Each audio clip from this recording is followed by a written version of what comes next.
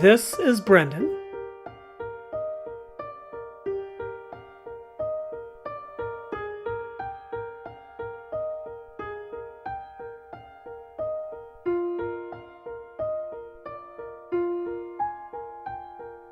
Brendan has autism.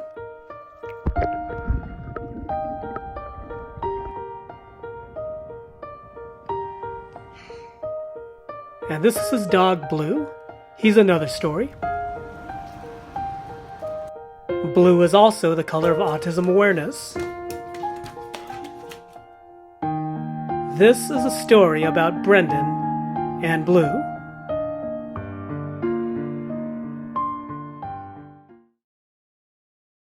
Brendan was born full term on November 2nd, 7 pounds, 13.3 ounces, 19.5 inches long. While in 14 hours of labor, a condition called meconium aspiration happened, and this prompted him to be delivered by cesarean. This caused him to need oxygen treatment, where he spent about a week in the NICU before he was able to come home. Within his first year of life, everything seemed typical. He slept without any issues, woke up a few times during the evening. He took 2 naps during the day, one in the late morning and one in the mid-afternoon. By the time he was 3 months, he was already sleeping straight through the night. And he also learned how to roll over on his own. That wasn't an issue. Big bite, big bite, big bite. Oh!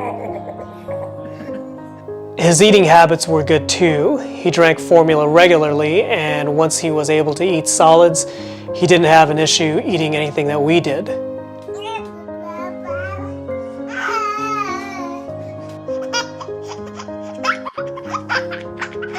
He cooed, he babbled, he laughed.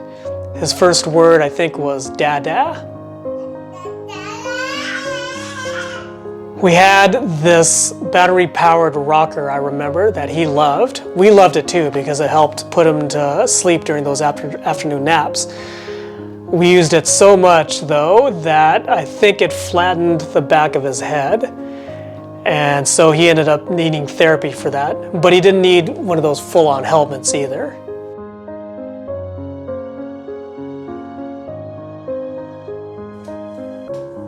He started to crawl about that same time, too. And when he did, he preferred to hitch crawl. I guess he kind of discovered that it was quicker for him to get around this way.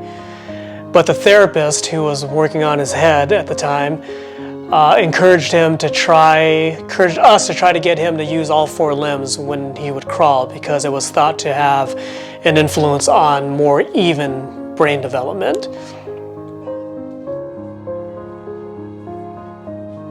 I remember him taking his first steps around 9 months, but he didn't start walking full-time until about 14 months. Between ages 1 and 2, we didn't notice anything being out of the ordinary about Brendan, but now that we can look back at videos and based on what we now know, certain things were signs.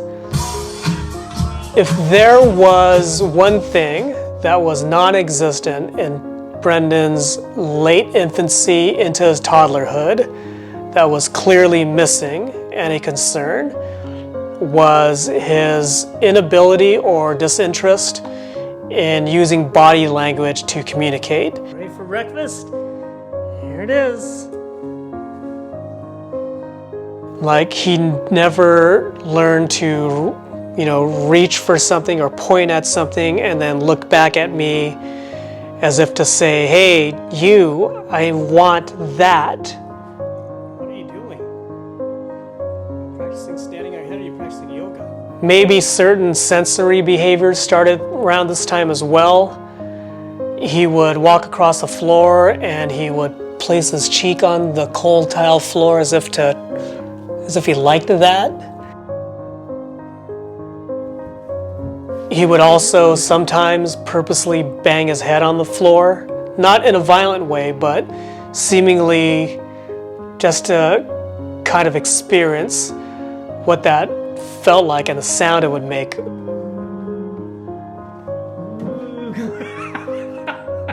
He would also rock back and forth to something that had an audible stimulus, such as a toy that would play music.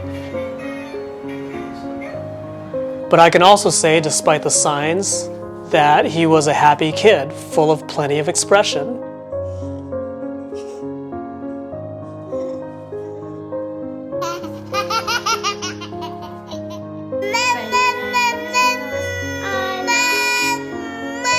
As his speech developed, he would typically repeat what I'd say. I remember him repeat the word book when I would show him a book and tell him what it was. I would, one morning I said football, and he said football. And I remember taking him outside to look at the full moon, and he would say moon.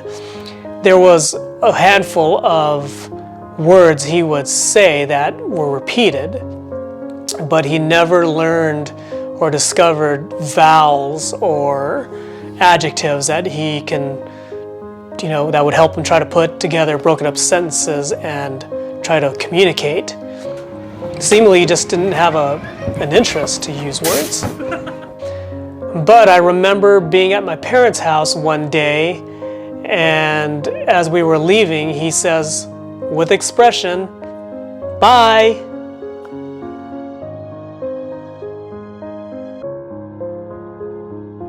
At his second-year doctor's appointment, his pediatrician asked us, how many words does Brendan know? And that was a very difficult question to answer because we didn't know how to take the context of the question. I mean, was it words that he uses? Was it words that he says daily? Words that he's repeated? Words that we think he's trying to say? We were told that he had a speech delay, but the pediatrician didn't give us any recommendations or advice for what to do next. And I think this is when our denial of any suspicion that he might have a developmental issue started.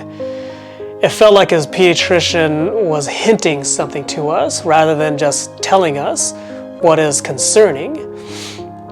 And it bothered us enough to switch pediatricians.